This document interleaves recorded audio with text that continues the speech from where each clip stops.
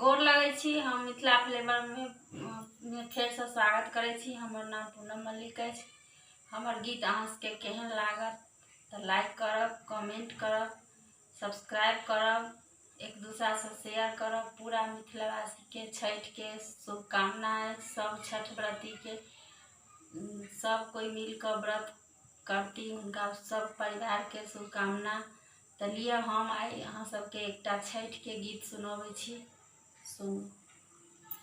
छोटी मोटी सूरज के कोठरिया, हीरा लागल के बार, मोती लागल के बार।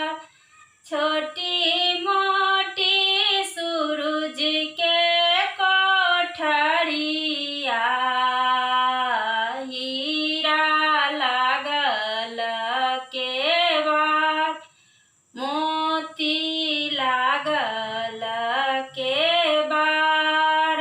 ताही पैसी सुतला बड़का भैया, गोर मोर चादर तान, गोर मोर चादर तान।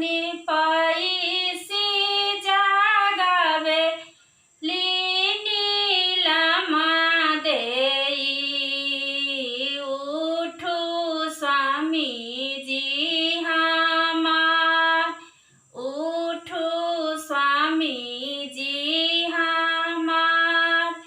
किनी दिया जोरा सावा नारियल, भेलैया रग के बेर, भेलैया रग